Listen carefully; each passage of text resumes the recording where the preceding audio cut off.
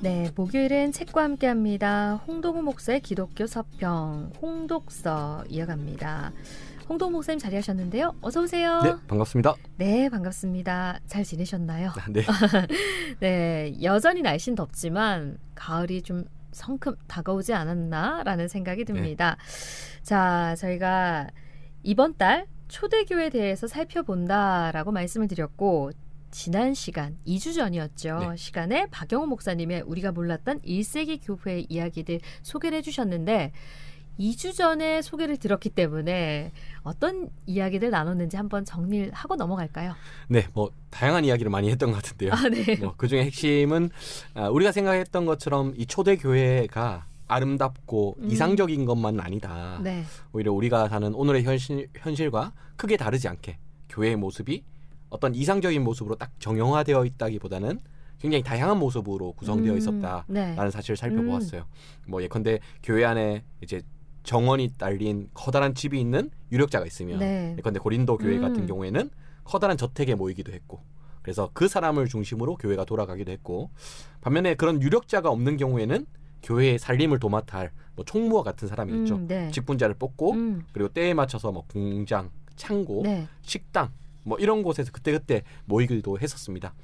그래서 교회 바깥의 사람들은 마치 교회가 어부들의 조합이나 상인들의 조합 같은 교회가 참 조합 같다. 그런 평가를 내리기도 했다. 이런 이야기를 살펴봤던 것 같네요. 네. 기억이 나는데요.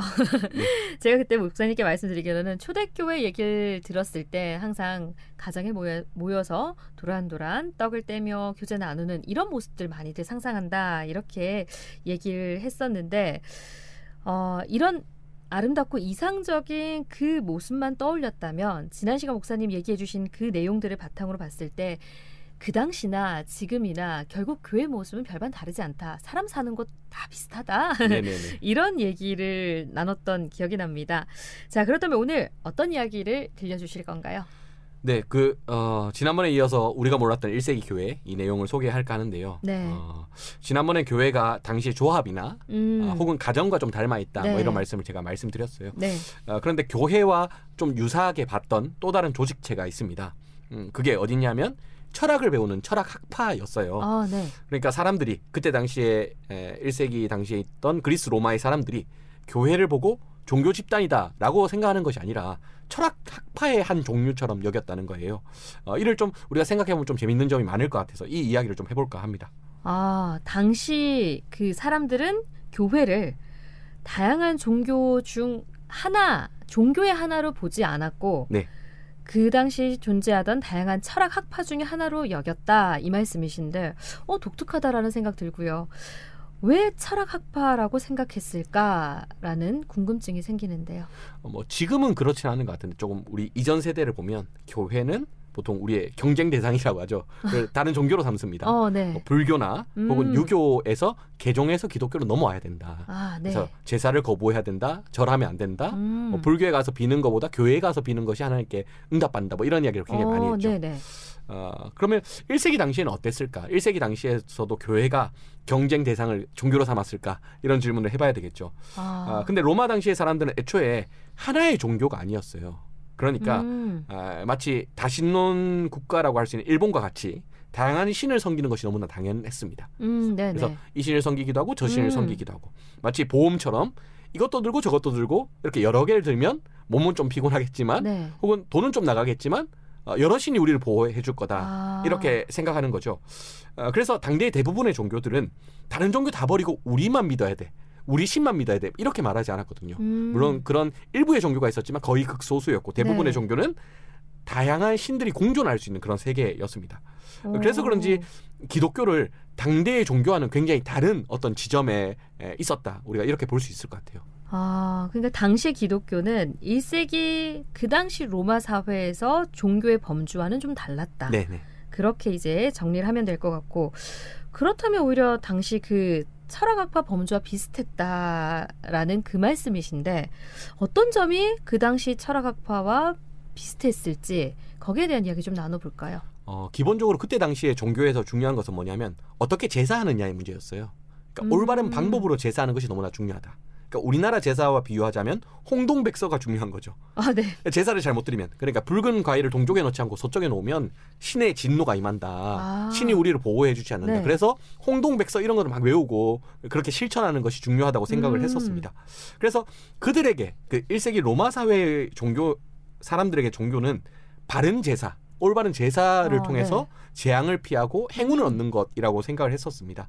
그래서 종교는 믿음을 혹은 세계관을 요구하진 않았습니다. 그냥 바르게 제사만 드리면 된다. 그럼 신이 우리를 보호해 줄 거다. 그냥 이렇게 이야기했던 거죠. 근데 기독교는 무엇을 요구했냐면 믿음, 즉 올바른 세계관을 요구했습니다. 네. 그러니까 올바른 생각을 갖고 올바른 도덕적 삶을 살아야 된다. 이런 어떤 기독교의 주장이 당시의 종교에서는 전혀 상상할 수 없었던 그런 내용인 겁니다. 그래서 바울 같은 경우에는 살아있는 제사를 드려야 된다. 즉 제사 방식이 중요한 게 아니라 로마서 12장에서 네. 우리의 삶이 어떠해야 되는가, 우리의 생각이 어떠해야 되느냐가 사실상 제사자 이렇게 말했거든요. 네네. 근데 그때 당시 철학학파가 꼭 그랬습니다. 스승이 남겨주신 가르침을 따라서 우리가 올바른 생각을 하고 올바른 실천을 해보자. 그래서 소크라테스를 중심으로 모였던 제자들 혹은 피타고라스를 중심으로 모였던 제자들처럼 이 교회는 예수를 모시고 예수의 가르침을 따르는, 그래서 올바른 생각을 가지고 올바른 어떤 행동을 꿈꾸는 예수 중심의 철학학파처럼 보였다. 이렇게 생각하면 좋을 것 같아요.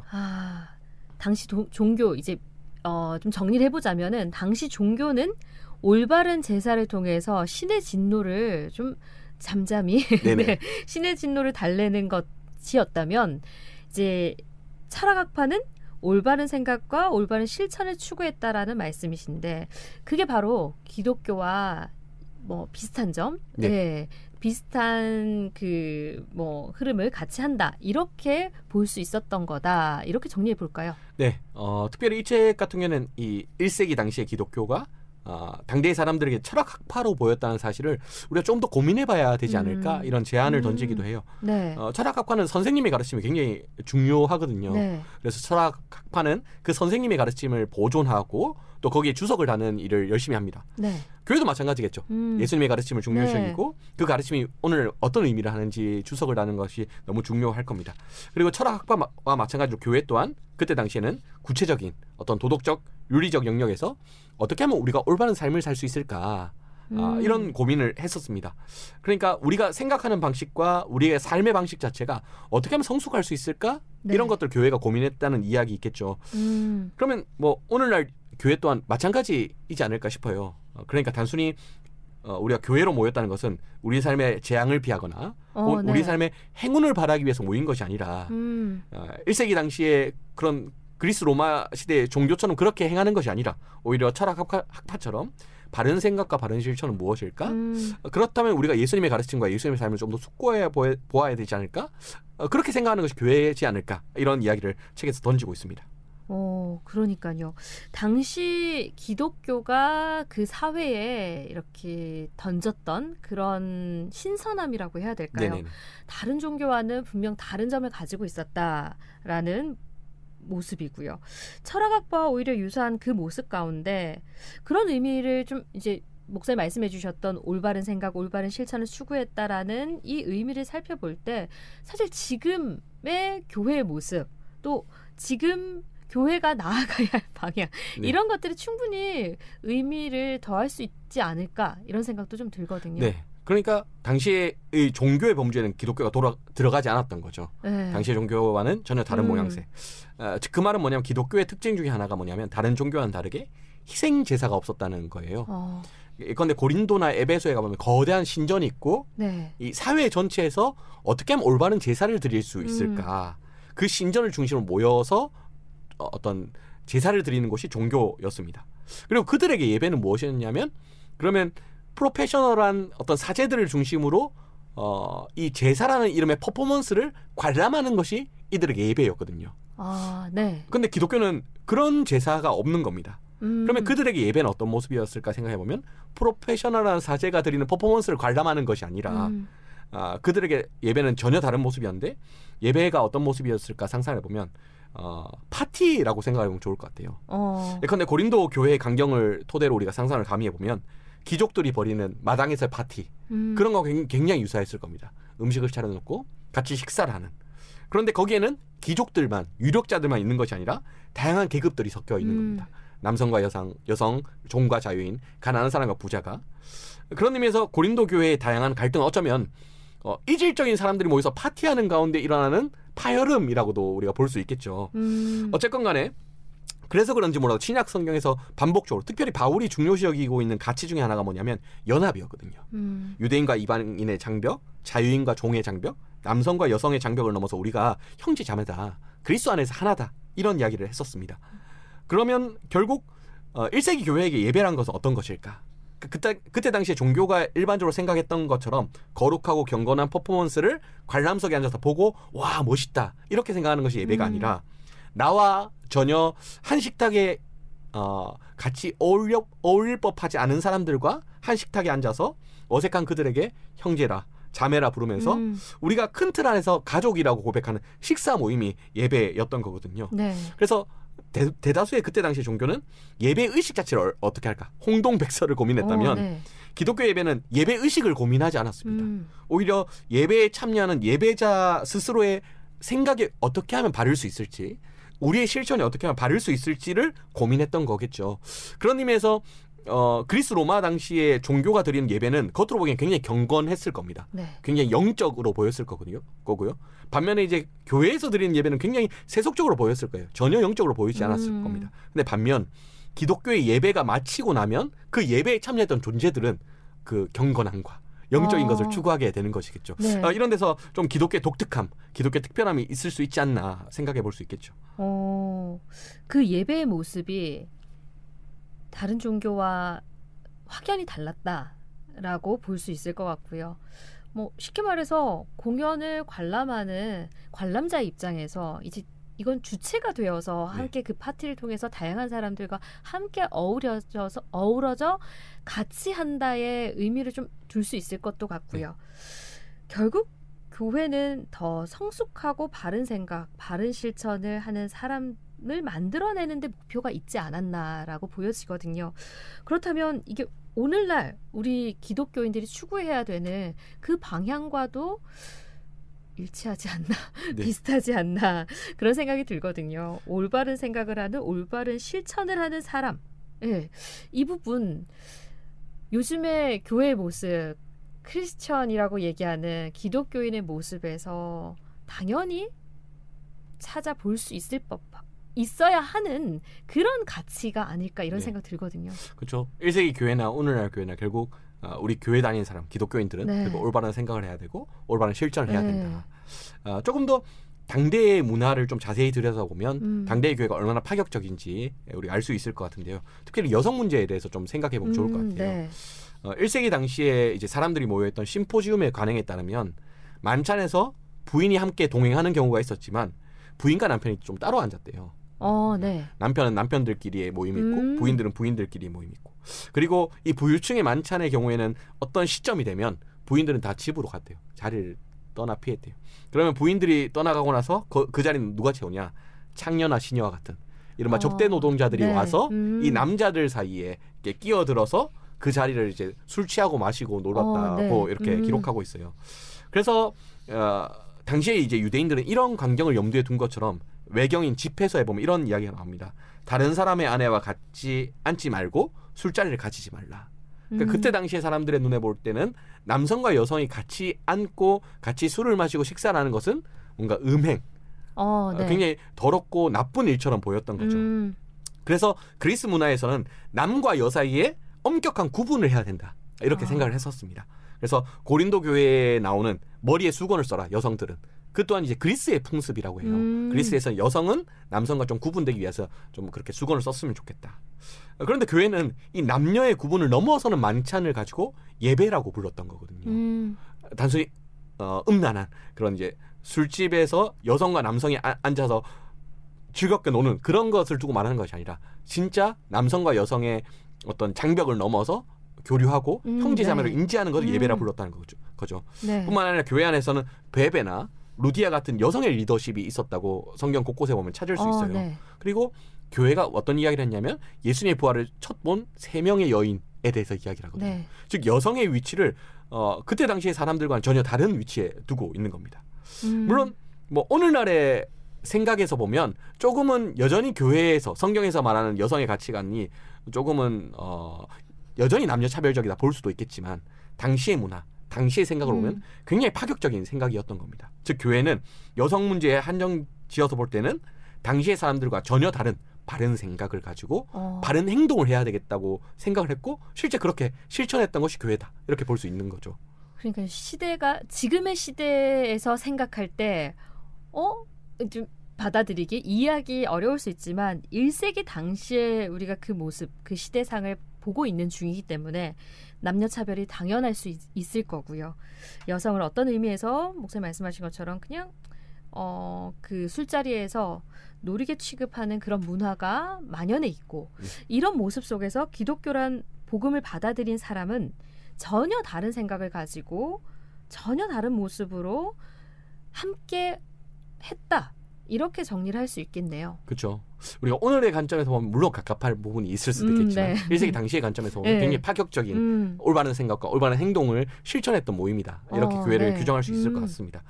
여성을 보는 관점뿐만 아니라 노예를 보는 관점도 굉장히 달랐거든요. 물론 그렇다고 해서 오늘날 우리의 관점처럼 노예를 완전히 해방시켜야 된다. 네. 노예라는 제도는 이 세상에 존재하면 안 돼. 뭐 이런 건 아니었습니다. 근데 실제로 그때 당시에 노예와 자유인 사이의 경계가 약간 좀 흐릿했었어요. 왜냐하면 노예 중에서도 부유하고 권력을 가진 그런 노예가 있었고요. 네. 반면에 자유인임에도 불구하고 힘과 돈이 없는 자유인도 있었고 네. 자유인이 되었지만 마치 노예처럼 그 전에 주인과 관계를 맺고 있는 그런 해방된 자유인도 있었거든요. 네. 그래서 단순히 노예 제도가 철폐해야 된다 뭐 이런 것은 오늘날의 관점인 것 같고 어쨌든 그때 당시에 볼 때는 그때 당시에 지식인들 뭐 아리스토텔레스나 세네카 같은 사람들 어떻게 이야기했냐면 그리스 로마의 지식인들은 이 노예를 가지고 도구라고 여겼습니다. 말을 하는 도구라든가 네. 그냥 저주를 받았다든가 그러니까 인간으로 여기지 않았다는 거죠. 근데 적어도 성경 곳곳에서는 노예를 해방해야 된다 이렇게 말하지는 않지만 노예임에도 불구하고 인간으로 대접한 사례들이 곳곳에 발견되거든요. 이를테면 우리가 알고 있는 이제 순교한 스데반 집사님 같은 경우에는 노예였다가 해방된 해방 노예 출신이거든요. 그 단어를 살펴보면 그러면 해방 노예에 불과한 그 사람을 교회의 중요한 직책인 집사로 세웠고 네. 그 사람을 통해 이제 사역을 했다는 것을 교회가 관람한 거죠. 그리고 빌레몬서에 등장한 오네시모 또한 노예였음에도 불구하고 이 오네시모를 통해 뭔가 교회가 발전하는 모습이 나와 있고 그리고 후일에 아마도 이 오네시모가 감독이 된 것 아닐까 추정할 수 있는 부분도 있고요.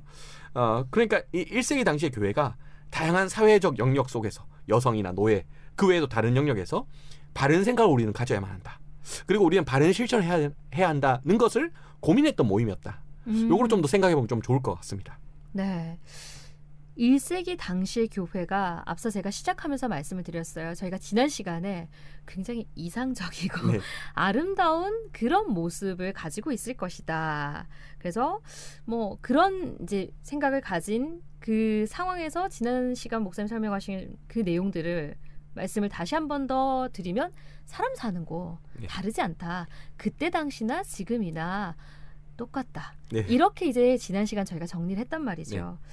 자, 그렇다면 그 오늘 말씀해 주신 정말 올바른 생각을 가지고 올바른 실천하는 그 모습이 1세기 당시의 교회의 모습에 머물러 있는 것이 아니라 정말 오늘 지금 교회가 지향해서 나가야 할 그 방향 속에서 올바른 생각, 올바른 실천에 대해서 우리가 좀 더 깊이 있게 짚어보고 살펴보는 그런 시간이 아닌가라는 생각도 드네요. 네, 뭐 우리가 생각해보면 예배가 굉장히 중요합니다. 우리 기독교인들에게는. 그래서 이제 코로나 팬데믹 당시에 우리가 어떻게 예배를 드릴까 이런 고민을 굉장히 많이 했었어요. 그래서 온라인으로 예배를 드려야 된다. 다양한 우리가 방법을 구상했었죠.